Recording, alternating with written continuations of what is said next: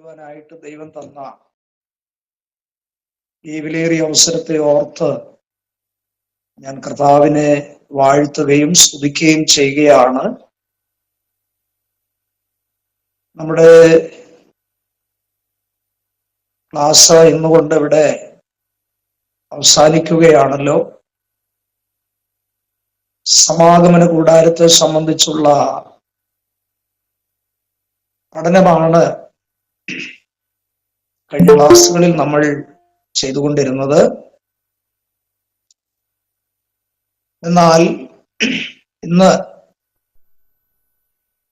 അവസാന ക്ലാസ്സിലേക്ക് നാം പ്രവേശിക്കുകയാണ്. കർത്താവിന്റെ ദാസൻ പകരൻ ഷാജി അവരുടെ ഓർത്ത് ഞാൻ ദൈവത്തെ സ്തുതിക്കുന്നു. ഇങ്ങനെ ക്ലാസ് പഠിപ്പിക്കുവാനുള്ളതായ അവസരം എനിക്ക് നൽകിയതിൽ ഞാൻ വളരെ നന്ദിയുള്ളവനാണ്. കർത്താവിന്റെ ദാസനെ പൂർവാധികം അനുഗ്രഹിക്കട്ടെ എന്ന് പ്രാർത്ഥിക്കുന്നു. കൂടാതെ ദൈവവചനം പഠിക്കുന്നതായ എല്ലാ വാത്സല്യ സഹോദരി സഹോദരന്മാരെ ഓർത്ത് ഞാൻ ദൈവത്തെ സ്തുതിക്കുന്നു. വളരെ നന്നായി ക്ലാസ്സിൽ അറ്റൻഡ് ചെയ്യുവാനും പഠിക്കുവാനൊക്കെ ദൈവം കഴിഞ്ഞ നാളുകളിൽ ദൈവം നിങ്ങളെ സഹായിച്ചു. കർത്താവിന്റെ ദാസൻ പ്രാരംഭത്തിൽ ഓർപ്പിച്ചതുപോലെ ക്ലാസ്സുകളിൽ സംബന്ധിച്ച് ഒരു സർട്ടിഫിക്കറ്റ് കരസ്ഥമാക്കുക എന്നുള്ളതല്ല നമ്മുടെ ലക്ഷ്യം. പിന്നെയോ നമ്മുടെ ക്രിസ്തീയ ജീവിതത്തിന് വളരെ ഉപകാരപ്രദമായി തീരണം നമ്മുടെ പഠനം. മാത്രമല്ല നമ്മുടെ ശുശ്രൂഷയ്ക്ക് അത് വളരെ പ്രയോജനം ചെയ്യണം. അതിലുപരി നമ്മുടെ തലമുറകളോടും നമുക്ക് പറയുവാൻ സാധ്യതയുള്ള എല്ലാ ഇടങ്ങളിലും നാം പഠിച്ച നാം മനസ്സിലാക്കിയ കാര്യങ്ങൾ അവരെ കൂടെ ധരിപ്പിക്കുക എന്നുള്ളത് ദൈവം നമ്മെ ഭരമേൽപ്പിച്ചിരിക്കുന്ന ദൗത്യമാണ്. അതുകൊണ്ട്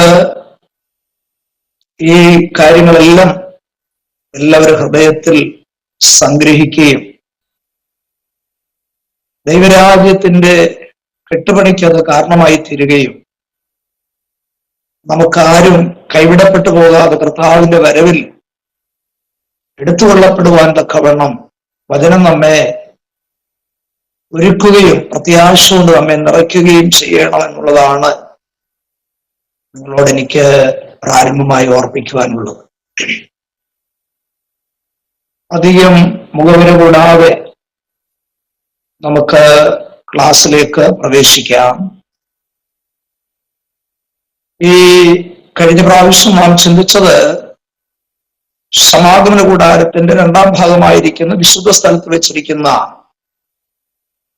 3 ഉപകരണങ്ങളിൽ കാഴ്ചയപ്പത്തിന്റെ മേശയെ സംബന്ധിച്ച് പ്രാരംഭത്തിൽ ചിന്തിച്ചു. തുടർന്ന് നിലവിളക്കിനെ സംബന്ധിച്ചുള്ള പഠനമായിരുന്നു കഴിഞ്ഞ ക്ലാസ്സിൽ നമുക്ക് ലഭ്യമായി തരുവാനിടയായത്.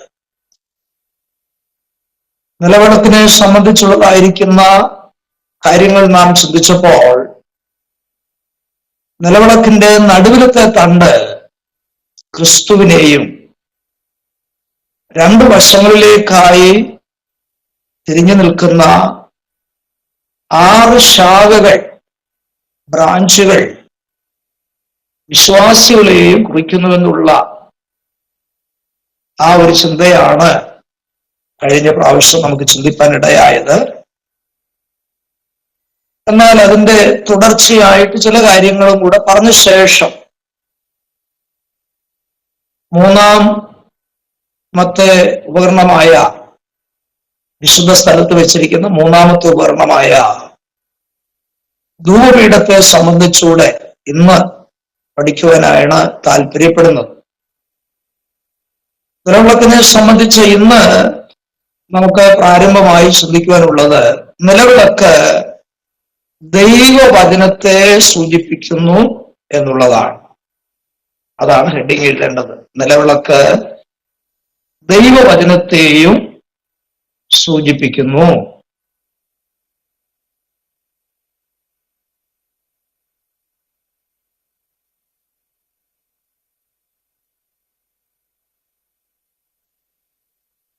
ഈ വിഷയത്തോടുള്ള ബന്ധത്തിൽ നടുവിലത്തെ തണ്ടാകുന്ന ക്രിസ്തു ദൈവവചനവുമാണ് എന്ന് നാം മനസ്സിലാക്കണം. നമ്മുടെ കർത്താവ് വചനമായിരുന്നു. വചനം ജഡമെടുത്ത് ലോകത്തിൽ വന്നവനാണ് യേശു. അപ്പോൾ യേശു ക്രിസ്തു നടുവിലത്തെ തണ്ടിനെ സൂചിപ്പിക്കുന്നത് പോലെ തന്നെ ഇവിടെ ഈ ഭാഗത്ത് നാം മനസ്സിലാക്കേണ്ടത് നടുവിലത്തെ തണ്ട് ക്രിസ്തു ആകുന്ന വചനത്തെയും സൂചിപ്പിക്കുന്നു എന്നുള്ളതാണ്. യോഹന്നാൻ 1:14 ഈ വാക്യങ്ങൾ നിങ്ങൾ നോട്ട് ചെയ്ത് കൊള്ളണം. നടുവിലത്തെ തണ്ട് ക്രിസ്തു ആകുന്ന വചനത്തെയും സൂചിപ്പിക്കുന്നു.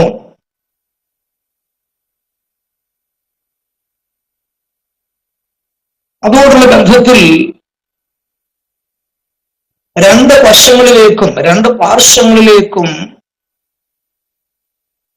നിൽക്കുന്നതായ 3 ശാഖകൾ, ഒരു വശത്ത് 3 ശാഖ, മറ്റേ വശത്ത് 3 ശാഖ. ഈ 3 ശാഖകൾ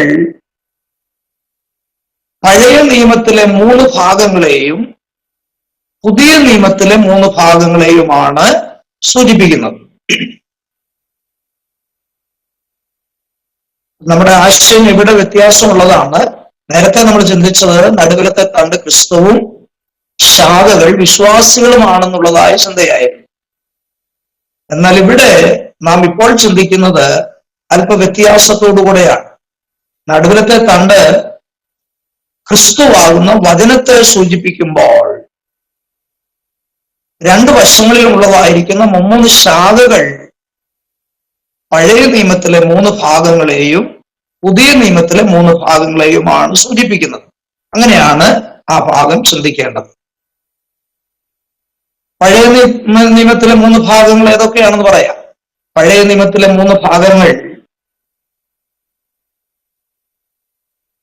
ഒന്ന്, ന്യായപ്രമാണം;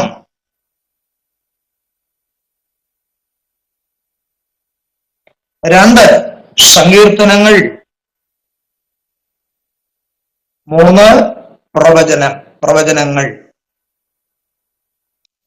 നമ്മുടെ വാഴ്ത്തപ്പെട്ട കർത്താവ് തന്നെ പഴയ നിയമത്തെ 3 ഭാഗങ്ങളായിട്ട് തിരിച്ചാണ് യെരൂശലേമിൽ നിന്ന് എമ്മൗസിലേക്ക് പോയ ശിഷ്യന്മാരോട് ചേർന്ന് നടന്ന സമയത്ത് കർത്താവ് പറഞ്ഞു, എന്നെ കുറിച്ച് ന്യായപ്രമാണത്തിലും സങ്കീർത്തനങ്ങളിലും പ്രവചന പുസ്തകങ്ങളിലും എഴുതിയിട്ടുണ്ടെന്ന് യേശു പറഞ്ഞു.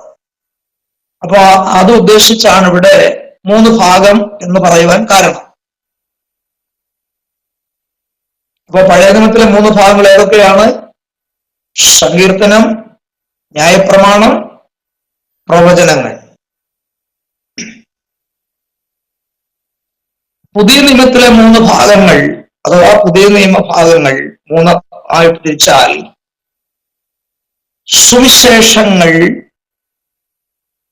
ലേഖനങ്ങൾ, പ്രവചനം. മത്തായി, മർക്കോസ്, ലൂക്കോസ്, യോഹന്നാൻ സുവിശേഷമാണല്ലോ. പിന്നെ ലേഖനങ്ങൾ,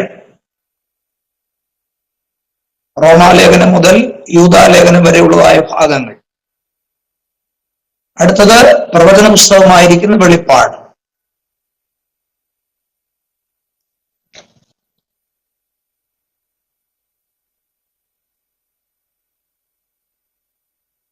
അപ്പം നിലവിളക്ക് ദൈവവചനമാകുന്നു എന്നുള്ളതായ ആശയത്തിലാണ് ഇപ്പോൾ നമ്മൾ ചിന്തിക്കുന്നത്. വിളക്കിലാകെ 7 ദീപങ്ങൾ കാണുന്നു. അതാണ് രണ്ടാമത്തെ ഭാഗം. രണ്ടാമത് ചിന്തിക്കുന്ന കാര്യം അതാണ്. ആകെ 7 ഭാഗങ്ങളാണ്, അല്ലെങ്കിൽ 7 ശാഖകളാണ് മൊത്തം നിലവിളക്കിലുള്ളത്.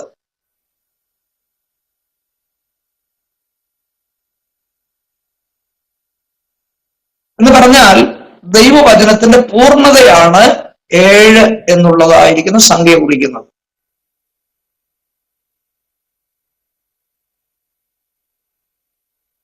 ദൈവവചനത്തിന്റെ പൂർണ്ണതയാന്ന് പറഞ്ഞാൽ കാരണം, അല്ലെങ്കിൽ അതിന്റെ കാരണം എന്താണ്? ദൈവവചനത്തിൽ നിന്ന് കുറയ്ക്കാനോ അതിനോട് കൂട്ടുവാനോ ദൈവം നമ്മെ ഭരമേൽപ്പിച്ചിട്ടില്ല.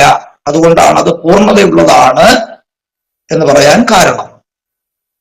ദൈവവചനത്തിന്റെ പൂർണ്ണതയാണ് 7 എന്നുള്ളതായിരിക്കുന്ന സംഖ്യ സൂചിപ്പിക്കുന്നത്.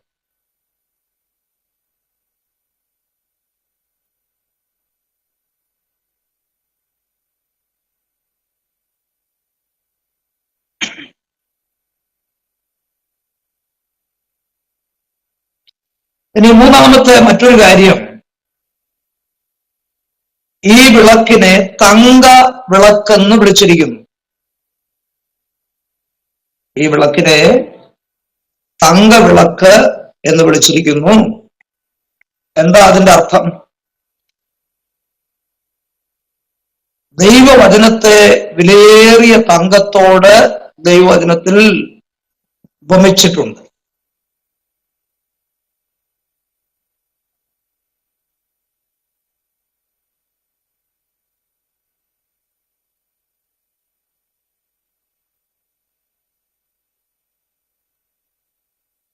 പത്തൊൻപതാം സങ്കീർത്തനം 10-ാം വാക്യം, 119-ാം സങ്കീർത്തനം 72-ാം വാക്യം,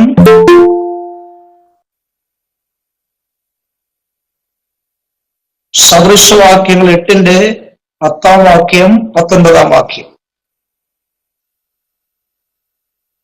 ദൈവവചനത്തെ തങ്കത്തോട് സാമ്യപ്പെടുത്തി ഈ വചനങ്ങളിൽ പറഞ്ഞിട്ടുണ്ട്.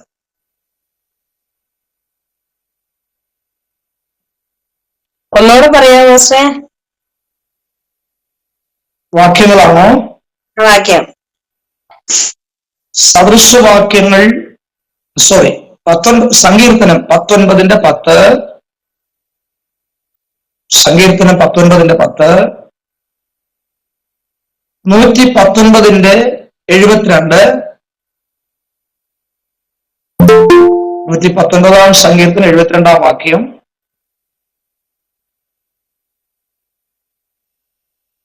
സദൃശവാക്യങ്ങൾ 8-ന്റെ 10, 19.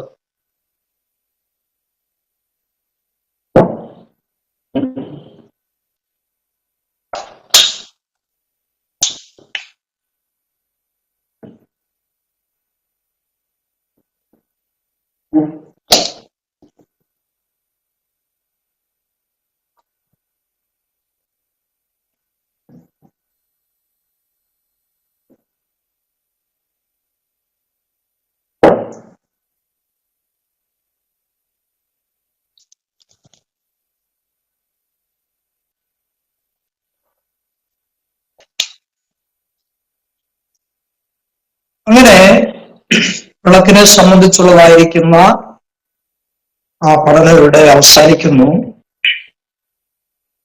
അടുത്ത ഉപകരണം ധൂപപീഠം. ധൂപപീഠം അതിനെ സംബന്ധിക്കുന്ന വാക്യങ്ങൾ ഞാൻ പറയാൻ പോവുകയാണ്, നോട്ട് ചെയ്യണേ.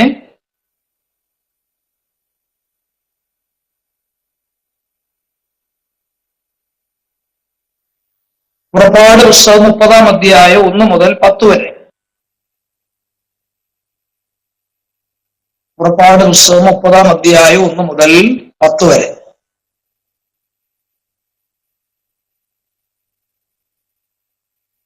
മുപ്പത്തിയേഴാം അധ്യായം 25 മുതൽ 29 വരെ.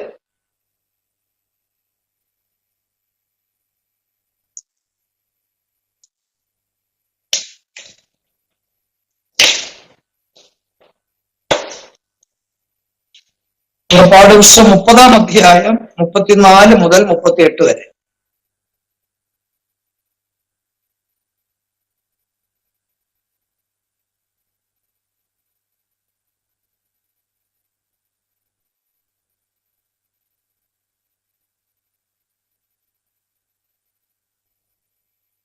ഈ വേദഭാഗം ആരെങ്കിലും ഒന്ന് വായിക്കാമോ? പുറപ്പാട് പുസ്തകം 30-ാം അധ്യായം 1 മുതൽ 10 വരെയുള്ള വേദഭാഗങ്ങൾ ഒന്ന് വായിച്ചാട്ടെ.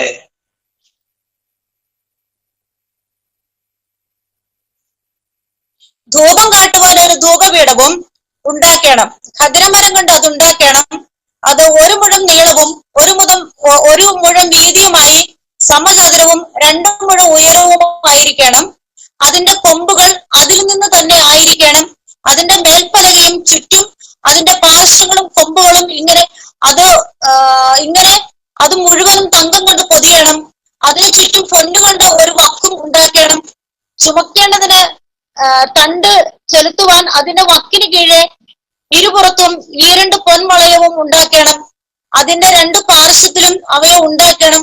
തണ്ടുകൾ ഖദിരമരം കൊണ്ടുണ്ടാക്കി പൊന്നു പൊതിയണം. സാക്ഷ്യപ്പെട്ടകത്തിന് മുമ്പിലും ഞാൻ നിനക്ക് വെളിപ്പെടുവാനുള്ള ഇടമായി സാക്ഷ്യത്തിന്മീതെയുള്ള കൃപാസനത്തിന് മുമ്പിലും ഇരിക്കുന്ന തിരശീലയ്ക്ക് മുമ്പാകെ അത് വെക്കണം. അഹരോൻ അതിന്മീതെ സുഗന്ധധൂപം കാട്ടണം. അവൻ ദിനംപ്രതി കാലത്ത് ദീപം തുടയ്ക്കുമ്പോൾ അങ്ങനെ ധൂപം കാട്ടണം. അഹരോൻ വൈകുന്നേരം ദീപം കൊളുത്തുമ്പോഴും അങ്ങനെ സുഗന്ധധൂപം കാട്ടണം. അത് തലമുറയായി യഹോവയുടെ മുമ്പാകെ നിരന്തര ധൂപമായിരിക്കണം. നിങ്ങൾ അതിന്മേൽ അന്യധൂപമോ ഹോമയാഗമോ ഭോജനയാഗമോ അർപ്പിക്കരുത്. അതിന്മേൽ പാനീയയാഗം ഒഴിക്കുകയും വരുത്. സംവത്സരത്തിൽ ഒരിക്കൽ അഹരോൻ അതിന്റെ കൊമ്പുകൾക്ക് വേണ്ടി പ്രായശ്ചിത്തം കഴിക്കണം. പ്രായശ്ചിത്തത്തിനുള്ള പാപയാഗത്തിന്റെ രക്തം കൊണ്ട് അവൻ തലമുറയായി വർഷാന്തര പ്രായശ്ചിത്തം കഴിക്കണം. ഇത് യഹോവയ്ക്ക് അതിവിശുദ്ധം. Thank you. ഇവിടെ ധൂപപീഠത്തെ സംബന്ധിച്ചുള്ളതായിരിക്കുന്ന നിർമ്മാണം എങ്ങനെ ഇരിക്കണം എന്നുള്ളതാണ് ഇപ്പോൾ നമുക്ക് വായിച്ചു കേൾക്കുവാനായിട്ട് ഇടയായത്. ഖദിരമരം കൊണ്ട് 1 മുഴം നീളം 1 മുഴം വീതി 2 മുഴം ഉയരം, അതാണ് അതിന്റെ അളവ്. ഉണ്ടാക്കിയ ശേഷം അതിനെ പൊന്നു പൊതിയണം എന്നാണ് വായിച്ചു കേൾക്കാനിടയായത്. മാത്രമല്ല, യാഗപീഠത്തിനും കാഴ്ചയപ്പത്തിന്റെ മേശയ്ക്കൊക്കെ ഉള്ളതുപോലെ 2 വശങ്ങളിലും അതിന് വളയങ്ങൾ, 2 വളയങ്ങൾ ചെലുത്തി ഖദിരമരം കൊണ്ടുണ്ടാക്കിയതായിരിക്കുന്ന തണ്ടുകൾ, പൊന്നുകൊണ്ട് പൊതിഞ്ഞ് തണ്ടുകൾ അതിൽ ചെലുത്തണം. മാത്രമല്ല, അതിന് കൊമ്പുകളും ഉണ്ടായിരിക്കണം. അതിന്റെ പാർശ്വങ്ങളിൽ കൊമ്പുകളും ഉണ്ടായിരിക്കണം എന്നുള്ളതാണ് അതിന്റെ നിർമ്മാണത്തെ സംബന്ധിക്കുന്നതായ വിവരണങ്ങൾ. പൊതുവായിട്ട് ധൂപപീഠത്തെ സംബന്ധിച്ച് നാം ചിന്തിച്ചാൽ, യേശുക്രിസ്തു നമുക്ക് വേണ്ടി പക്ഷപാതം ചെയ്യുന്നു എന്നുള്ളതാണ് ധൂപപീഠം നമ്മെ പഠിപ്പിക്കുന്ന വിഷയം. അപ്പൊ ധൂപപീഠം ഉണ്ടാക്കുന്നത് എന്തിനു വേണ്ടിയാണ്? അതിന്റെ മുകളിൽ ധൂപവർഗങ്ങളിട്ട് തീ കത്തിക്കുമ്പോൾ ആ ധൂപം എന്ത് ചെയ്യും? മുകളിലേക്ക് ഉയരുവാനായിട്ടിടയാകും. ഈ ധൂപം യേശുക്രിസ്തു നമുക്ക് വേണ്ടി ചെയ്യുന്നതായ പക്ഷപാതത്തെയാണ് സൂചിപ്പിക്കുന്നത്. റോമാലേഖനം 8-ാം അധ്യായത്തിന്റെ 34-ാം വാക്യം നോട്ട് ചെയ്തുകൊള്ളണം.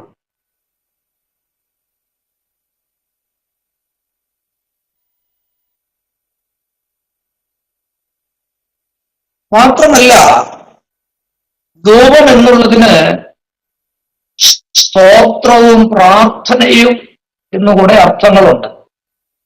ധൂപം എന്നുള്ളതിന് സ്തോത്രവും പ്രാർത്ഥനയും എന്നുകൂടെ അർത്ഥമുണ്ട്. വെളിപ്പാട് പുസ്തകം 5-ാം അധ്യായം 8-ാം വാക്യം.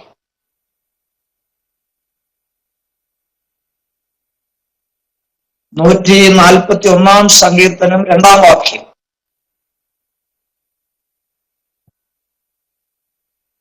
അപ്പോൾ സമാഗമന കൂടാരത്തിന്റെ 2-ാം ഭാഗമായിരിക്കുന്ന വിശുദ്ധ സ്ഥലത്ത് അതിന്റെ റെഫറൻസ് ഒന്നുകൂടെ പറയുമോ? വെളിപ്പാട് പുസ്തകം 5-ാം അധ്യായം 8-ാം വാക്യവും വെളിപ്പാട് 5-ന്റെ 8-ാം വാക്യവും 141-ാം സങ്കീർത്തനം 2-ാം വാക്യവും ഒക്കെ സമാഗമന കൂടാരത്തിന്റെ 2-ാം ഭാഗമായിരിക്കുന്ന വിശുദ്ധ സ്ഥലത്ത് വെച്ചിരിക്കുന്ന 3-ാമത്തെ ഉപകരണമാണ് ഇത് ധൂപപീഠം. ആദ്യം നമ്മൾ കാഴ്ചയപ്പത്തിന്റെ മേശയെക്കുറിച്ച് പഠിച്ചു. രണ്ടാമത് നിലവിളക്കിനെ സംബന്ധിച്ച് പഠിച്ചു. ഇവിടെ ധൂപപീഠത്തെ സംബന്ധിച്ചാണ് നാം ഇപ്പോൾ പഠിച്ചുകൊണ്ടിരിക്കുന്നത്.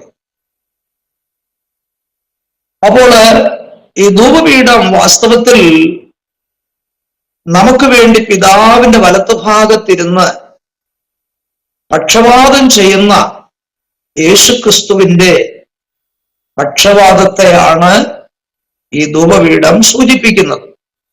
മാത്രമല്ല, നാം ദൈവസന്നിധിയിൽ കഴിക്കുന്നതായ സ്തോത്രവും ദൈവത്തോട് പ്രാർത്ഥിക്കുന്ന പ്രാർത്ഥനയും ധൂപപീഠം സൂചിപ്പിക്കുന്നുണ്ട്. ഇനി നമ്മൾ ഇതിന്റെ ആത്മീയ അർത്ഥങ്ങൾ ചിന്തിക്കാൻ പോവുകയാണ്. ധൂപപീഠത്തെ സംബന്ധിക്കുന്ന ആത്മീയ പാഠങ്ങൾ അല്ലെങ്കിൽ ആത്മീയാർത്ഥങ്ങൾ.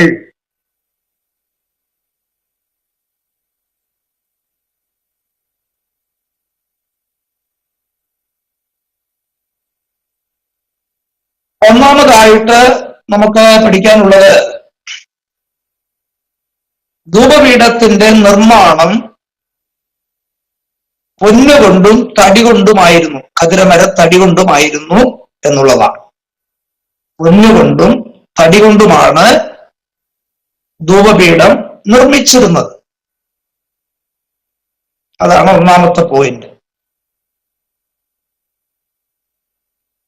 എന്താണ് അതിന്റെ അർത്ഥമെന്നറിയാമോ? അതിന്റെ അർത്ഥം നമ്മള് മുന്നമേ ചില ഉപകരണങ്ങളെ സംബന്ധിച്ച് ചിന്തിച്ച അതുപോലെ തന്നെ തടി യേശുക്രിസ്തുവിന്റെ മനുഷ്യത്വത്തെയും പൊന്ന് ദൈവത്വത്തെയുമാണ് കാണിക്കുന്നത്.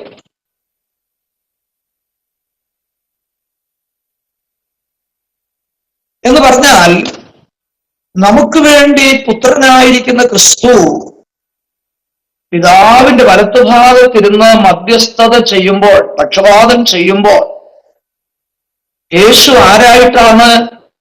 പൂർണ്ണ ദൈവവും പൂർണ്ണ മനുഷ്യനുമായിട്ടാണ് അവൻ നമുക്ക് വേണ്ടി പക്ഷപാതം ചെയ്യുന്നത് എന്നാണ് അവിടെ സൂചിപ്പിക്കുന്ന കാര്യം. അതായത് യേശുക്രിസ്തുവിന്റെ മഹത്വീകരിക്കപ്പെട്ട അവസ്ഥയാണ് ഇത് വാസ്തവത്തിൽ സൂചിപ്പിക്കുന്നത്.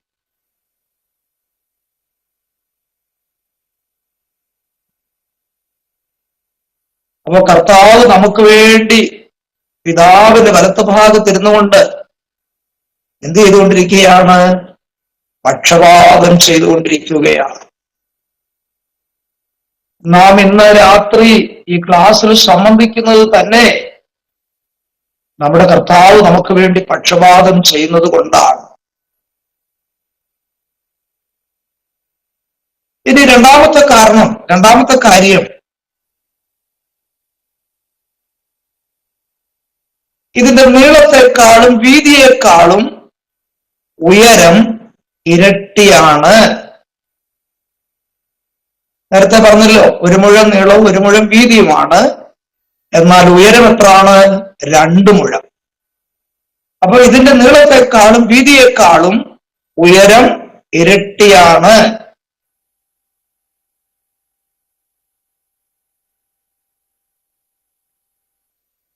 അതിന്റെ അർത്ഥം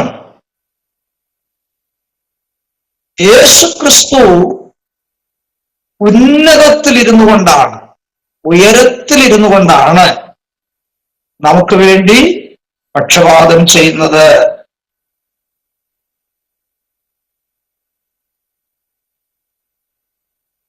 ഇതോടുള്ള ബന്ധത്തിലൊരു കാര്യം നമ്മൾ ഗ്രഹിക്കണം.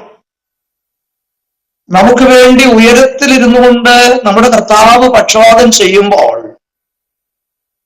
നമ്മുടെ ഉള്ളിലിരുന്നു കൊണ്ട് പരിശുദ്ധാത്മാവ് നമുക്ക് വേണ്ടി എന്ത് ചെയ്യുന്നുണ്ട്? പക്ഷപാതം ചെയ്യുന്നുണ്ട്. അപ്പൊ രണ്ട് വിധത്തിലുള്ള പക്ഷപാതമാണ് നമുക്ക് ഇപ്പോൾ ലഭിച്ചുകൊണ്ടിരിക്കുന്നത്. ആരൊക്കെ? ഉയരത്തിലിരുന്നു കൊണ്ട് ക്രിസ്തു പക്ഷപാതം ചെയ്യുമ്പോൾ, നമ്മിൽ നമ്മുടെ ഉള്ളത്തിലിരുന്നു കൊണ്ട് നമുക്ക് വേണ്ടി പരിശുദ്ധാത്മാവും എന്ത് ചെയ്തുകൊണ്ടിരിക്കുകയാണ്? പക്ഷപാതം ചെയ്തുകൊണ്ടിരിക്കുകയാണ്.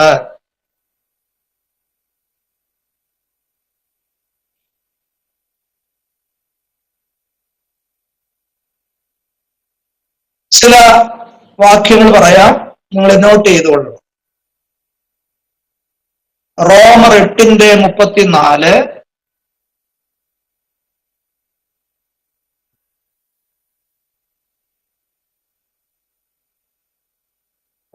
യോഹന്നാൻ 2:1,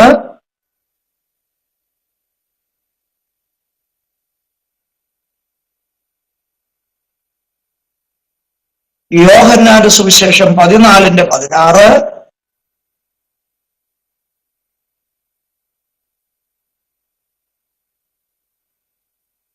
റോമർ 8:26.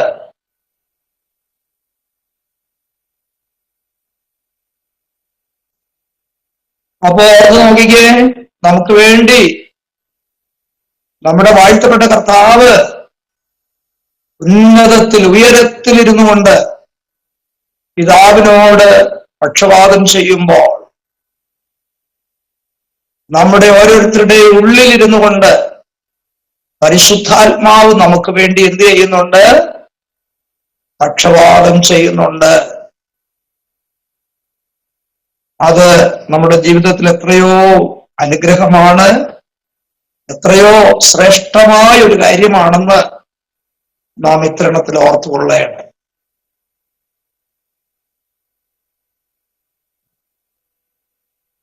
ഇനി മറ്റൊരു കാര്യം, മൂന്നാമത്തെ മറ്റൊരു കാര്യം,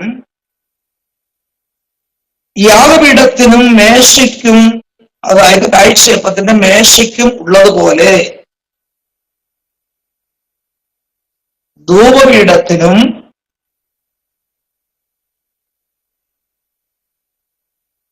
തണ്ടുകളും വളയങ്ങളും ഉണ്ട്.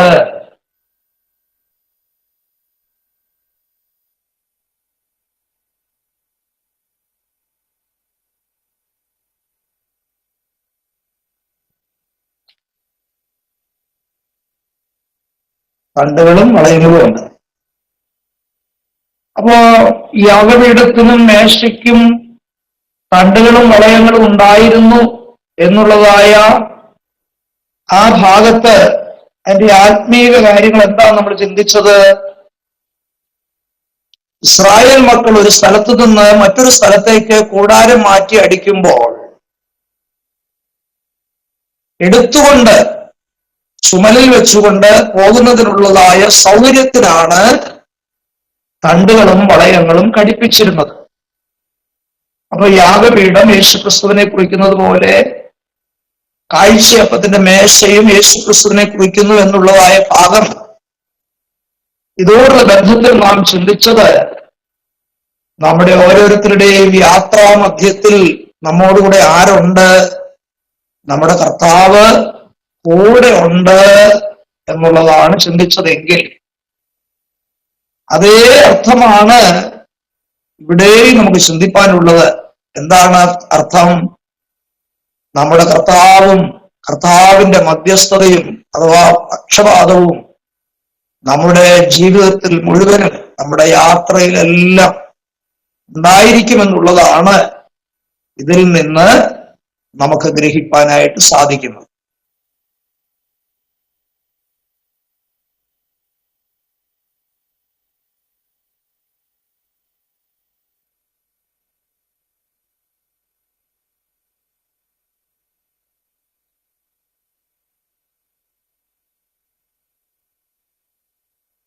നമ്മൾ വളരെ ക്രമീകൃതമായിട്ടാണ് ഈ വിഷയത്തെ സംബന്ധിച്ച് ഇതുവരെയും ചിന്തിച്ചു വന്നത്. അതുകൊണ്ട് ഈ നോട്ട് അല്ലെങ്കിൽ ഈ പഠനം നിങ്ങളുടെ ശുശ്രൂഷകളിലെല്ലാം വളരെ പ്രയോജനപ്പെടുമെന്നുള്ളതിന് ഒരു സംശയവുമില്ല. വിഷയങ്ങളായിട്ട് ഓരോ ഭാഗത്തെ തിരിച്ച് നമ്മൾ പഠിച്ചതിൽ നിന്ന് നമുക്കുള്ള ഗുണമെന്ന് പറയുന്നത് ഓരോ അവസരങ്ങളിൽ, പ്രത്യേകമായിട്ടുള്ള അവസരങ്ങളിലൊക്കെ ഇതിന്റെ ഓരോ ഭാഗങ്ങൾ, ഓരോ വിഷയങ്ങൾ തിരിച്ച് നമുക്ക് സംസാരിപ്പാനും പ്രസ്താവിപ്പാനും കഴിയുമെന്നുള്ളത് ഈ പഠനത്തിന്റെ ഒരു പ്രത്യേകതയാണ്.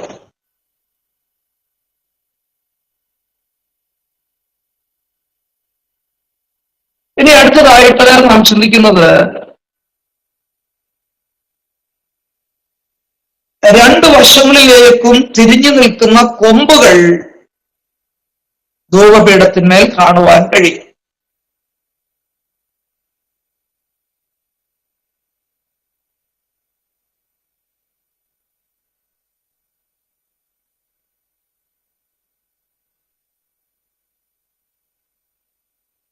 നമ്മൾ യാഗപീഠത്തോടുള്ള ബന്ധത്തിൽ ചിന്തിച്ച അവസരത്തിലും യാഗപീഠത്തിന്മേൽ കൊമ്പുകൾ ഉണ്ടായിരുന്നു എന്നുള്ളതായിരിക്കുന്ന ആ ഭാഗം നാം ചിന്തിച്ചതാണ്. ഇവിടെയും കൊമ്പെന്ന് പറയുന്നത് ശക്തിയെയും മഹത്വത്തെയുമാണ് സൂചിപ്പിക്കുന്നത്. യേശുക്രിസ്തുവിന്റെ ശക്തിയെയും യേശുക്രിസ്തുവിന്റെ മഹത്വത്തെയുമാണ് സൂചിപ്പിക്കുന്നത്. ആവർത്തനം 33:17.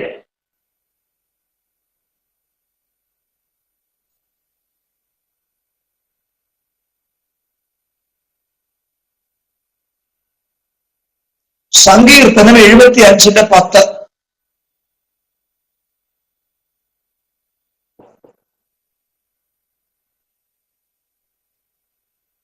ദാനിയേൽ 7:8. ദാനിയേൽ 7:8.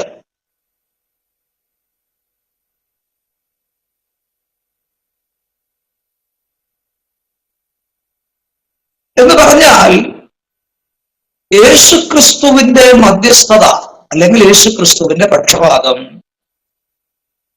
ലോകത്തിന്റെ നാനാഭാഗങ്ങളിലേക്കും ചെന്നെത്തുന്നു എന്നുള്ളതാണ് ഇതോടുള്ള ബന്ധത്തിൽ നമുക്ക് മനസ്സിലാക്കാനായിട്ടുള്ളത്. യേശുക്രിസ്തുവിന്റെ മധ്യസ്ഥത ലോകത്തിന്റെ നാനാഭാഗങ്ങളിലേക്കും ചെന്നെത്തുന്നു എന്നുള്ളതാണ് ഈ കൊമ്പ് നമ്മെ പഠിപ്പിക്കുന്നതായ ഒരു വിഷയം.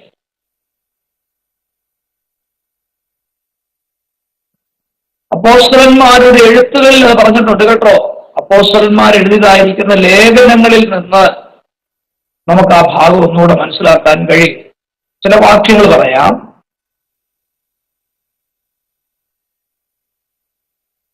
അപ്പോസ്തലന്മാരുടെ എഴുത്തുകളിൽ റോമർ 1:9.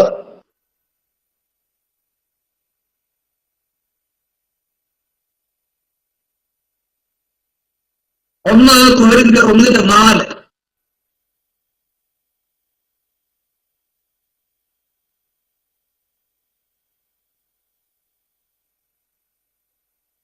എഫേസ്യർ 1:16.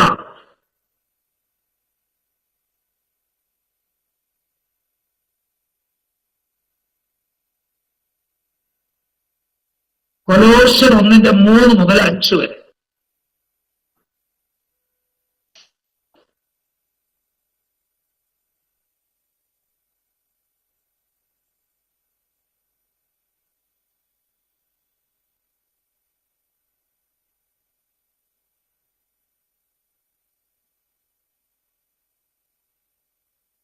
ഇനി അടുത്ത കാര്യം ധൂപപീഠത്തിന്മേൽ ധൂപം അണയ്ക്കുന്നു.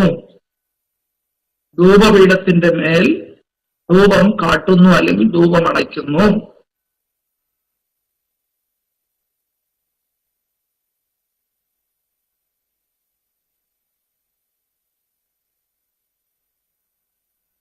എന്താണ് അതിന്റെ അർത്ഥം? നേരത്തെ ഓർപ്പിച്ചല്ലോ, ധൂപപീഠം യേശുക്രിസ്തുവിനെ സൂചിപ്പിക്കുമ്പോൾ തന്നെ നമ്മുടെ പ്രാർത്ഥനയെയും നമ്മുടെ സ്തോത്രത്തെയുമാണ് ധൂപം സൂചിപ്പിക്കുന്നത്. അങ്ങനെയാണെങ്കിൽ ധൂപപീഠത്തിന്മേലാണ് ധൂപം അണയ്ക്കുന്നത് എന്ന് പറഞ്ഞാൽ അതിന്റെ അർത്ഥം നമ്മുടെ പ്രാർത്ഥനയും നമ്മുടെ സ്തോത്രവും സ്തുതിയൊക്കെ ദൈവം അംഗീകരിക്കുന്നത് യേശുക്രിസ്തുവിലൂടെ മാത്രമേ ഉള്ളൂ എന്നാണ് അതിന്റെ അർത്ഥം. ധൂപപീഠം യേശുക്രിസ്തുവിനെ സൂചിപ്പിക്കുന്നു. ധൂപപീഠത്തിന്മേൽ കാട്ടുന്നതായിരിക്കുന്ന ധൂപം നമ്മുടെ പ്രാർത്ഥനയെയും നമ്മുടെ സ്തോത്രത്തെയും സ്തുതിയൊക്കെയാണ് സൂചിപ്പിക്കുന്നത്.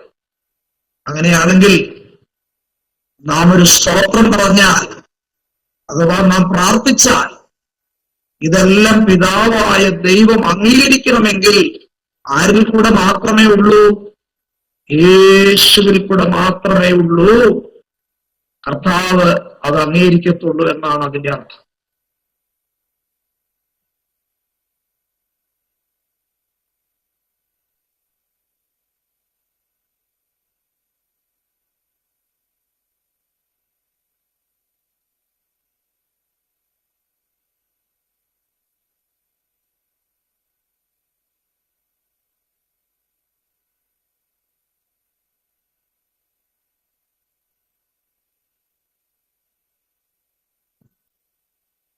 ഇനി അടുത്ത കാര്യം ധൂപവർഗം എരിഞ്ഞ് സുഗന്ധ ധൂപം ഉണ്ടാകുന്നത്, ധൂപവർഗം എരിഞ്ഞ് സുഗന്ധ ധൂപം ഉണ്ടാകുന്നത് അതിൽ തീക്കനൽ ഇടുന്നതിനാലാണ്.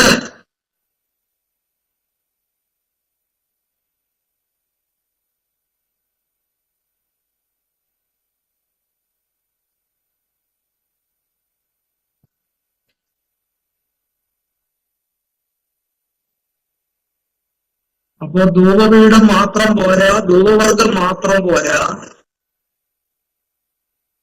അതിൽ ധൂപമുണ്ടായി അത് സുഗന്ധമായി തീർണമെങ്കിൽ അതിലെന്തിട്ട് കൊടുക്കണം? തീയിട്ട് കൊടുക്കണം. അതിൽ ഇടുന്ന തീയ് എവിടുന്ന് വന്ന തീയാണെന്നറിയാമോ? ദൈവസന്നിധിയിൽ നിന്ന്, സ്വർഗത്തിൽ നിന്ന് ഇറങ്ങി വന്ന തീയ. സമാഗമന കൂടാരം ആദ്യം നിവർത്ത് അവിടെ ശുശ്രൂഷകൾ ആരംഭിച്ച സമയത്ത് യാഗപീഠത്തിന്മേൽ എവിടുന്നാ തീ ഇറങ്ങി വന്നത്? സ്വർഗത്തിൽ നിന്ന്. അവിടെ നിന്ന് ഇറങ്ങി വന്ന തീ ആയതുകൊണ്ട് അവരുടെ യാത്രയിലെല്ലാം ഈ തീ അവർ കെട്ടുപോകാതെ സൂക്ഷിക്കണമായിരുന്നു. അതിനാണ് തീക്കലശം അവരുടെ പക്കൽ ഉണ്ടായിരുന്നത്. ഇത് ഭൂമിയിൽ ഉണ്ടാക്കിയ തീയല്ല. എവിടുത്തെ തീയ? സ്വർഗത്തിൽ നിന്നിറങ്ങി വന്ന തീയ. അപ്പോൾ ആ തീയാണ് യാത്രയിലെല്ലാം ധൂപപീഠത്തിൽ ധൂപവർഗം കാട്ടുമ്പോൾ അവരുപയോഗിച്ച തീയ്.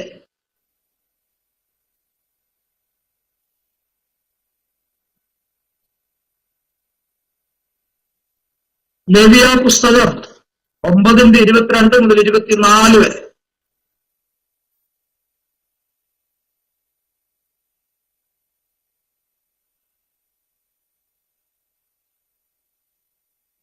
ലേവ്യ 9:22 മുതൽ 24 വരെ.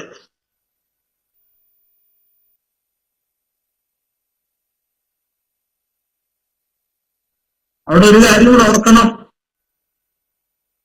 മറ്റ് യാതൊരു ഉപയോഗത്തിനും ഈ തീ ഉപയോഗിച്ചുകൂടാ. ലേവ്യ 10:1-2 വാക്യങ്ങളിൽ അത് പറഞ്ഞിട്ടുണ്ട്.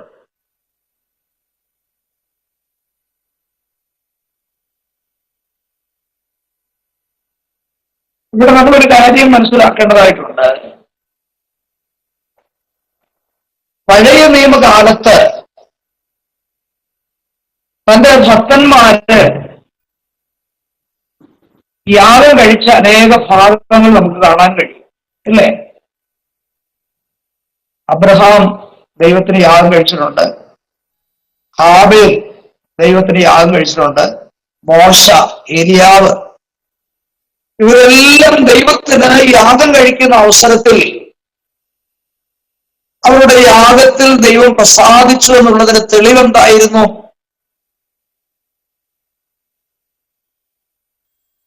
ഒരു യാഗപീഠം പണിത് വിറകടുക്കി യാഗവസ്തു അതിന്മേൽ വെച്ച് കഴിയുമ്പോൾ ദൈവം പ്രസാദിച്ചു എന്നുള്ളതിന്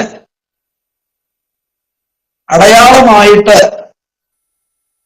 ദൈവത്തിന്റെ തീ ഇറങ്ങി വന്നാണത് ദഹിപ്പിച്ചിരുന്നത്.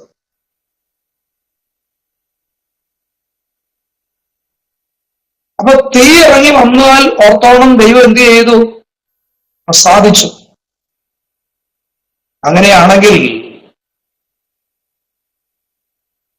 നമ്മുടെ സ്തോത്രവും നമ്മുടെ സ്തുതിയും നമ്മുടെ പ്രാർത്ഥനയൊക്കെ പരിശുദ്ധാത്മാവിന്റെ നിറവിൽ ആയിരിക്കണമെന്നുള്ളതാണ് ഈ ഭാഗത്ത് നിന്ന് നമുക്ക് മനസ്സിലാക്കാൻ കഴിയുന്നത്. നമ്മുടെ ആരാധനയിലും നമ്മുടെ പ്രാർത്ഥനയുടെ അവസരങ്ങളിലൊക്കെ ദൈവത്തിന്റെ ആത്മാവിൽ നിറഞ്ഞു വേണം നാം അത് ചെയ്യുവാൻ. പൗലോസ് പറയുന്നുണ്ട്, ഞാൻ ബുദ്ധി കൊണ്ടും പ്രാർത്ഥിക്കും, ആത്മാവ് കൊണ്ടും പ്രാർത്ഥിക്കും. ശമരിയാക്കാരി സ്ത്രീയോട് കർത്താവ് ആരാധനയെ സംബന്ധിച്ച് സംസാരിക്കുമ്പോൾ അവളോട് എന്താ പറഞ്ഞത്? സത്യനമസ്കാരികൾ പിതാവിനെ ആത്മാവിലും സത്യത്തിലും വേണം ആരാധിക്കുവാൻ. അങ്ങനെയാണെങ്കിൽ നമ്മുടെ ആരാധനയും നമ്മുടെ സ്തുതിസ്തോത്രങ്ങളിലും നമ്മുടെ പ്രാർത്ഥനയിലൊക്കെ ദൈവം പ്രസാദിച്ചു എന്ന് മനസ്സിലാക്കണമെങ്കിൽ അത് പരിശുദ്ധാത്മാവിന്റെ നിറവിലായിരിക്കണം എന്ന് നമുക്കിതിൽ നിന്ന് മനസ്സിലാക്കുവാനായിട്ട് സാധിക്കും. അടുത്തതായിട്ട് നമുക്ക് ചിന്തിക്കാനുള്ള കാര്യം, ആണ്ടിലൊരിക്കൽ മഹാപുരോഹിതൻ അതിപരിശുദ്ധ സ്ഥലത്തേക്ക് കയറിപ്പോകുമ്പോൾ ധൂപപീഠത്തിന്റെ കൊമ്പുകളിൽ രക്തം പുരട്ടുമായിരുന്നു.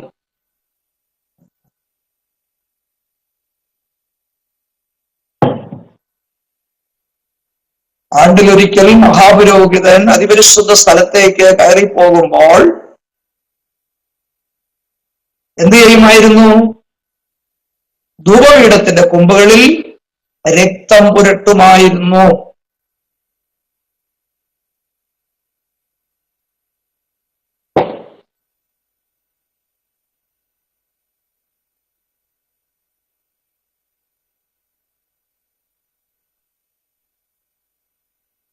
എന്താണ് അതിന്റെ ആത്മീയാർത്ഥം?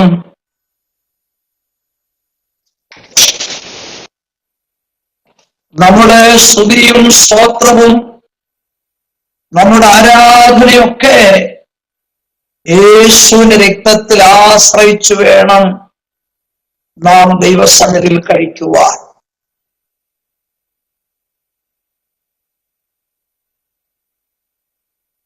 കർത്താവിന്റെ രക്തത്തിന് വളരെ ശക്തിയുണ്ട്.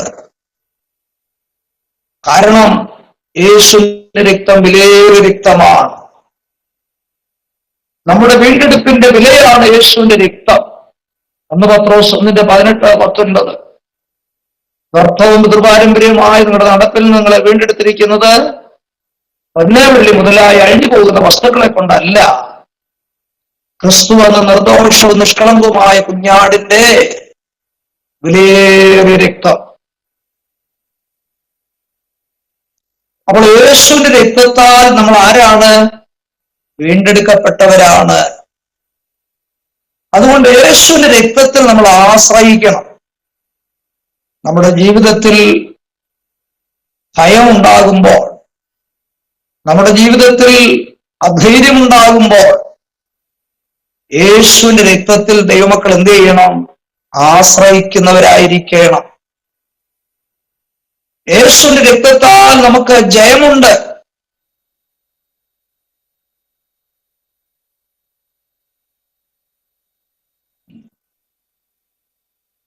സങ്കീർത്തന ഭാഗത്ത് നമ്മൾ വായിക്കുമ്പോൾ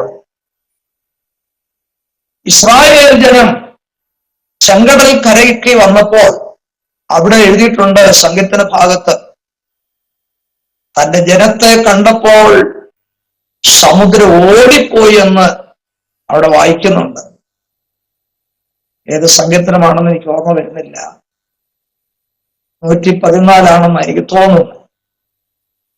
അപ്പോ തന്റെ ജനം രക്തത്താൽ വീണ്ടെടുക്കപ്പെട്ട ജനമാണ്. അവരെ കണ്ടപ്പോൾ സമുദ്രം രണ്ടായി പിളർന്നുവെന്നാണ് അവിടെ സങ്കീർത്തനക്കാരൻ രേഖപ്പെടുത്തിയിരിക്കുന്നത്. എന്ന് പറഞ്ഞാൽ യേശുവിന്റെ രക്തത്താൽ മുദ്രയിടപ്പെട്ടിരിക്കുന്ന, വീണ്ടെടുക്കപ്പെട്ടിരിക്കുന്ന തന്റെ ജനം പ്രതികൂലങ്ങളുടെ മധ്യേ കടന്നു പോകുമ്പോൾ നമുക്ക് വേണ്ടി പ്രതികൂലങ്ങൾ മാറി നിൽക്കും. സാത്താൻ നമ്മെ തൊടാതെ വണ്ണം മാറിപ്പോകും. കാരണം യേശുവിന്റെ രക്തത്തിലാണ് ദൈവമക്കൾ ആശ്രയിച്ചിരിക്കുന്നത്.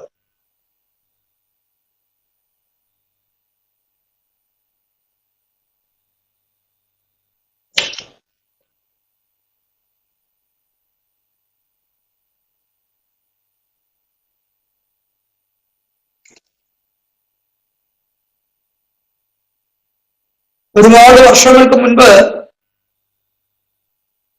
ഒരു മിഷനറിയെ സംബന്ധിച്ച് ഞാനൊരു സംഭവ കഥ കേട്ടിട്ടുണ്ട്. അദ്ദേഹത്തിന്റെ വീട്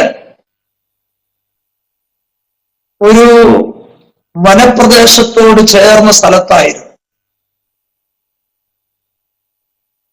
അദ്ദേഹത്തിന് ഭാര്യയും 5 കുഞ്ഞുങ്ങളും ഉണ്ടായി. അദ്ദേഹം ശുശ്രൂഷകൾക്ക് വേണ്ടി കടന്നുപോയാൽ അനേക ദിവസങ്ങളും ആഴ്ചകളൊക്കെ കഴിഞ്ഞായിരിക്കും താൻ ഭവനത്തിലേക്ക് മടങ്ങി വരുന്നത്. എന്നാൽ അദ്ദേഹം വീട്ടിൽ നിന്ന് പ്രാർത്ഥിച്ചിറങ്ങുമ്പോൾ അദ്ദേഹം പറയുന്നൊരു പ്രയോഗമുണ്ടായിരുന്നു. യേശുവിന്റെ രക്തത്താൽ എന്റെ ഭവനത്തെയും കുഞ്ഞുങ്ങളെയും ഭാര്യയെയും മുദ്രയിട്ട് പ്രാർത്ഥിക്കുന്നു എന്ന് പറഞ്ഞാണ് അദ്ദേഹം ശുശ്രൂഷകൾക്ക് വേണ്ടി കടന്നു പോകാറുള്ളത്. ഇന്നത്തെ പോലെ ഫോൺ സംവിധാനങ്ങളോ മറ്റു സൗകര്യങ്ങളോ ഒന്നുമില്ലാത്ത ഒരു കാലം.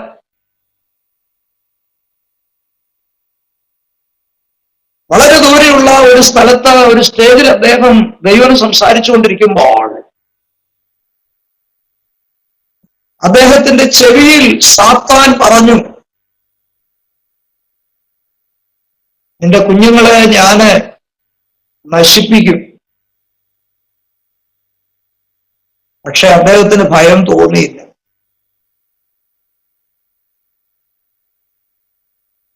അദ്ദേഹം ആ സ്ഥലത്ത് വന്നിട്ട് ചില ദിവസങ്ങളായി.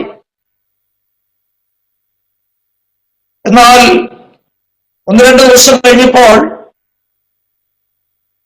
അദ്ദേഹത്തിന്റെ ആ ലെറ്റർ തന്റെ കയ്യിൽ കിട്ടിയപ്പോൾ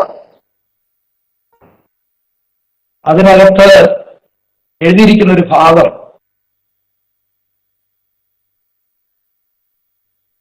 അദ്ദേഹത്തിന്റെ വീടിന്റെ മുറ്റത്ത്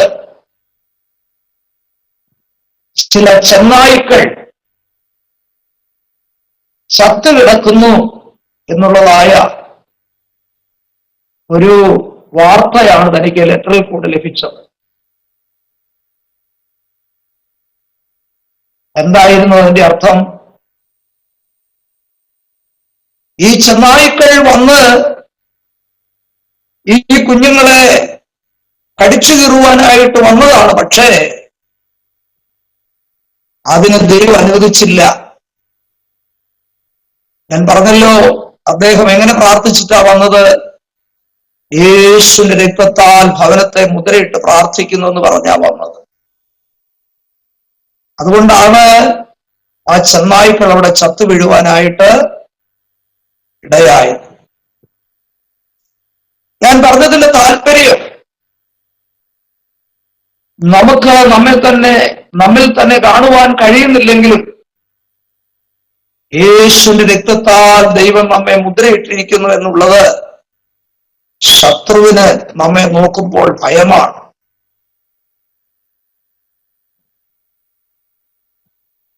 നമുക്കറിയാം, ബോംഗെ എന്ന് പറയുന്ന ദൈവദാസൻ വളരെ ലോകപ്രസിദ്ധനായ ഒരു വ്യക്തിയായിരുന്നല്ലോ.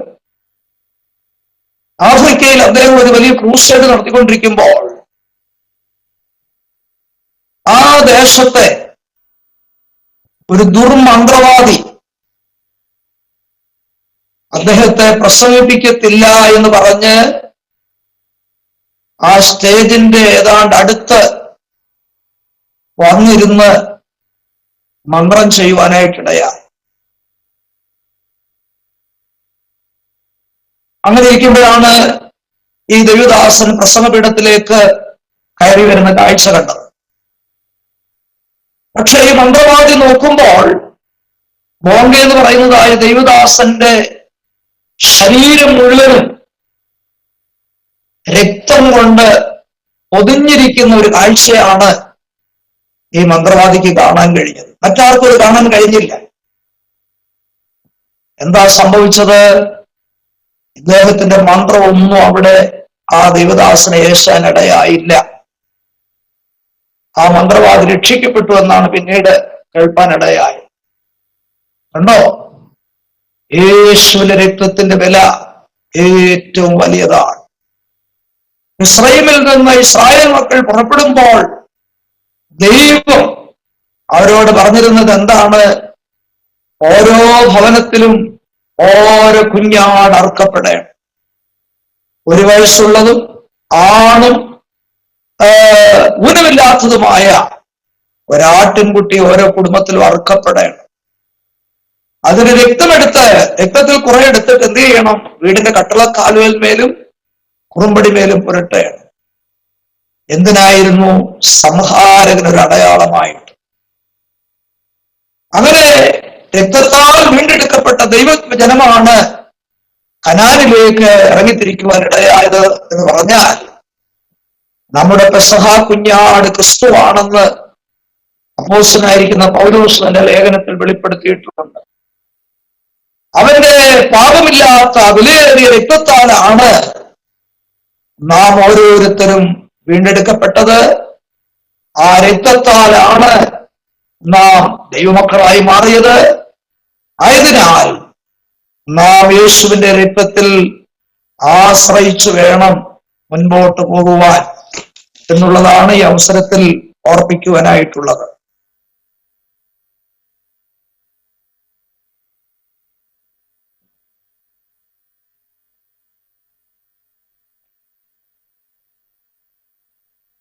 അടുത്ത കാര്യം, പുരോഹിതന്മാർ മാത്രമേ ധൂപം കാട്ടുവാൻ പാടുള്ളൂ. പുരോഹിതന്മാർക്ക് മാത്രമാണ് ധൂപം കാട്ടുവാനുള്ള അവകാശം.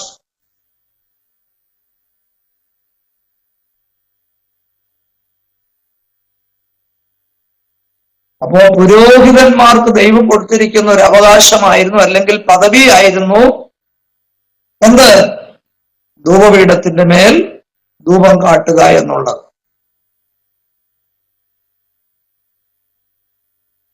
2 ദിനവൃത്താന്ത പുസ്തകം 26-ാം അധ്യായം 18 മുതൽ 24 വരെ.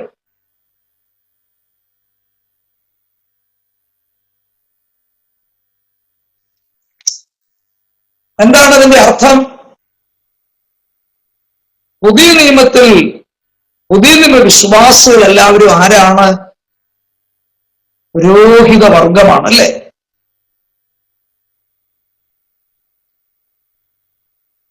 നിങ്ങളോ അന്ധകാരത്തിൽ നിന്ന് അത്ഭുത പ്രകാശത്തിലേക്ക് വിളിച്ചവരുടെ സൽഗുണങ്ങളെ ഘോഷിപ്പാൻ തക്കവണ്ണം തെരഞ്ഞെടുക്കപ്പെട്ട ഒരു ജാതിയും രാജകീയ പുരോഹിത വർഗവുമാണ്.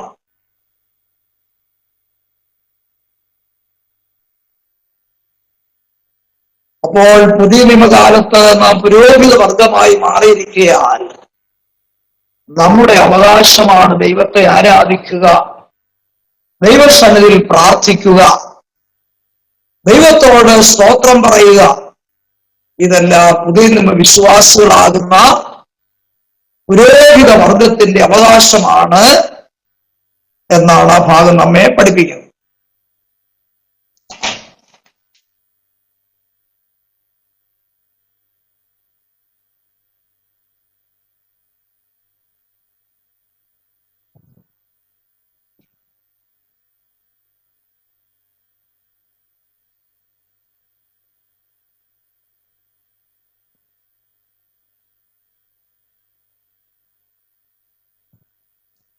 അടുത്ത ഭാഗം,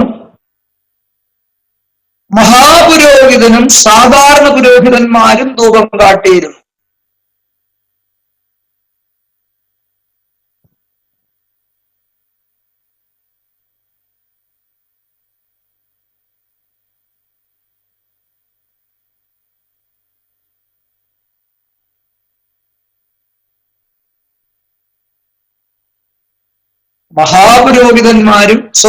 മഹാപുരോഹിതനും സാധാരണ പുരോഹിതന്മാരും ധൂപം കാട്ടിയിരുന്നു. നമ്മുടെ മഹാപുരോഹിതൻ ആരാണ്? നമ്മുടെ വാഴ്ത്തപ്പെട്ട കർത്താവ്, അല്ലേ?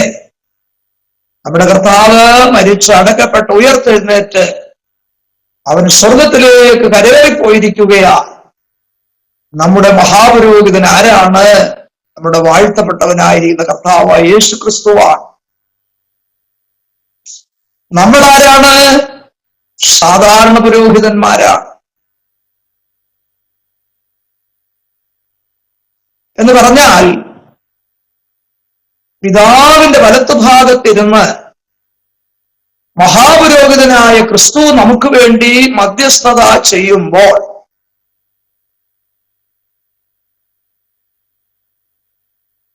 നാം ഓരോരുത്തരും ഭൂമിയിൽ നിന്ന് മധ്യസ്ഥത അണയ്ക്കേണ്ടവരാണ്.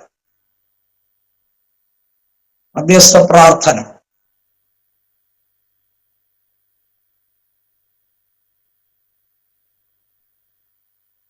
നമുക്കറിയാമല്ലോ, മഹാപാപപരിഹാര ദിവസത്തിൽ ആണ്ടിലൊരിക്കൽ ആ സമയത്ത് ജനമെല്ലാം പ്രാകാരത്തിൽ വന്നു നിൽക്കുമ്പോൾ മഹാപുരോഹിതൻ എന്ത് ചെയ്യും? പ്രാകാരം കടന്ന്, വിശുദ്ധ സ്ഥലം കടന്ന് അതിപരിശുദ്ധ സ്ഥലത്തേക്ക് താൻ കയറിപ്പോകും. എന്നിട്ട് മഹാപുരോഹിതൻ വരുന്നത് വരെയും ജനമെല്ലാം വെളിയിൽ എന്ത് ചെയ്യും? കാത്തു നിൽക്കും, അല്ലേ? മഹാപുരോഹിതൻ തിരിച്ചു വരുന്നതായിരുന്നു അവരുടെ പ്രത്യാശ. അങ്ങനെയാണെങ്കിൽ 2000-ൽ പരം വർഷങ്ങൾക്ക് മുൻപ് നമ്മുടെ മഹാപുരോഹിതൻ എന്ത് ചെയ്തു? മേഘമണ്ഡലവും നക്ഷത്രമണ്ഡലവും താണ്ടി സ്വർഗത്തിലേക്ക് കയറിപ്പോയി. എന്തോ പറഞ്ഞിട്ടാ പോയേ? ഞാൻ പോയതുപോലെ വീണ്ടും വരും, അല്ലേ? തന്റെ ശിഷ്യന്മാരുടെ മധ്യത്തിൽ നിന്ന് ഒലിവുമലയിൽ നിന്ന് കർത്താവ് സ്വർഗാരോഹണം ചെയ്യുമ്പോൾ മേഘം വന്ന് അവനെ മൂടി. വെള്ളവസ്ത്രധാരികളായ 2 പുരുഷന്മാർ പ്രത്യക്ഷപ്പെട്ടിട്ട് വിളിച്ചു പറഞ്ഞു, ശിഷ്യന്മാരെ നോക്കിയിട്ട്, ഗലീല പുരുഷന്മാരെ, നിങ്ങൾ ആകാശത്തിലേക്ക് നോക്കി നിൽക്കുന്നത് എന്ത്? നിങ്ങളെ വിട്ട് സ്വർഗാരോഹണം ചെയ്ത് യേശു പോകുന്നത് പോലെ അവൻ വീണ്ടും വരും എന്നുള്ളതായ ആ സന്ദേശം ദൂതന്മാർ അറിയിപ്പാനിടയായി. അങ്ങനെയാണെങ്കിൽ നമ്മുടെ മഹാപുരോഹിതൻ വീണ്ടും വരുമെന്നുള്ളതാണ് നമ്മുടെ പ്രത്യാശ. അതുവരെയും നാം ഇവിടെ പ്രാർത്ഥന കഴിച്ചുകൊണ്ടിരിക്കണം. കർത്താവ് വന്നു കഴിഞ്ഞാൽ പിന്നെ പ്രാർത്ഥിക്കേണ്ട ആവശ്യമില്ല കേട്ടോ. കർത്താവ് വന്നു കഴിഞ്ഞാൽ പ്രാർത്ഥന ഇല്ലാതായിത്തീരും. നമ്മെ കർത്താവ് ചേർക്കും. കർത്താവിന്റെ സന്നിധിയിൽ ചെന്നാൽ പിന്നെ പ്രാർത്ഥിക്കേണ്ട ആവശ്യമില്ല. അങ്ങനെയെങ്കിൽ ഇസ്രായേലിന്റെ മഹാപുരോഹിതൻ ആണ്ടിലൊരിക്കൽ അതിപരിശുദ്ധ സ്ഥലത്തേക്ക് കടന്നുപോയിട്ട് മടങ്ങി വരുന്നത് വരെയും ഇസ്രായേൽ പ്രാകാരത്തിൽ കാത്തു നിൽക്കുന്നത് പോലെ നാം ലോകത്തിന്റെ വിവിധ ഭാഗങ്ങളിലാണെങ്കിലും നമ്മെ ദൈവമാക്കിയിരിക്കുന്ന സ്ഥാനത്ത് വളരെ പ്രാർത്ഥനയോടുകൂടെ നാം കർത്താവിന്റെ വരവിന് വേണ്ടി കാത്തിരിക്കണമെന്നുള്ളതാണ് നമുക്കിതിൽ നിന്ന് മനസ്സിലാക്കുവാനായിട്ടുള്ളത്. അതുകൊണ്ട് ഇന്ന് രാത്രി നമ്മുടെ പ്രത്യാശ വർദ്ധിക്കണം. പല ഭവനങ്ങളിലും പല ദേശങ്ങളിലും എത്രയോ മാതാപിതാക്കന്മാരുടെ മക്കളാണ് നാം ഓരോ ഇടങ്ങളിൽ ജനിച്ച് വളർത്തപ്പെട്ടവരാണ്. എന്നാൽ കാലാകാലങ്ങളിൽ കർത്താവ് നമ്മെ വിളിച്ച് വേർതിരിച്ച് കർത്താവിന്റെ മക്കളാക്കി ഓരോ ഇടങ്ങളിൽ നമ്മെ ആക്കി വെച്ചിരിക്കുകയാണ്. നമുക്ക് വലിയ പ്രത്യാശയുണ്ട്. ഈ ലോകം വിട്ട് ഒരു ദിവസം നാം കർത്താവിനോടുകൂടെ പോകും.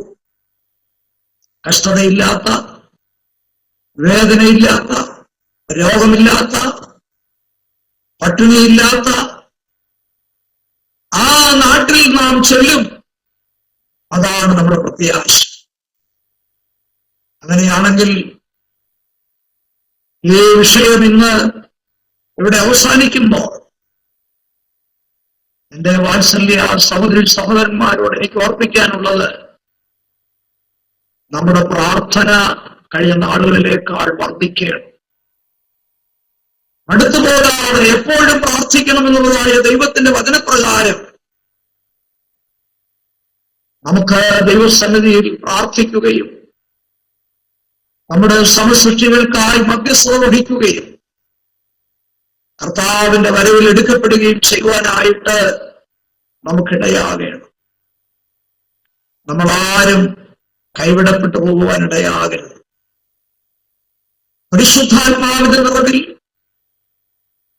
പ്രാർത്ഥനയോടുകൂടെ അനുഗ്രഹിക്കപ്പെട്ട ഒരു ജീവിതം ചെയ്യുവാനാണ് കർത്താവ് നമ്മെ അവിടെവിടങ്ങളിൽ ആക്കി വെച്ചിരിക്കുന്നത്. സമാഗമന കൂടാരം പഠിച്ചതുകൊണ്ട് കർത്താവിന്റെ വരവിൽ പോകണമെന്നില്ല. പക്ഷേ പഠിച്ചതായിരിക്കുന്ന വചനം നമ്മുടെ ജീവിതത്തിൽ അത് പ്രാവർത്തികമായി തീരുവാനായിട്ടിടയാകണം. അതിനായിട്ട് ഇന്ന് രാത്രി നമുക്ക് ദൈവകരങ്ങളിൽ നമ്മെ ഏൽപ്പിച്ചു കൊടുക്കാം. നമ്മുടെ ബൈബിൾ ഇൻസ്റ്റിറ്റ്യൂട്ടിൽ പഠിക്കുന്ന എല്ലാ പ്രിയപ്പെട്ടവരെയും ദൈവം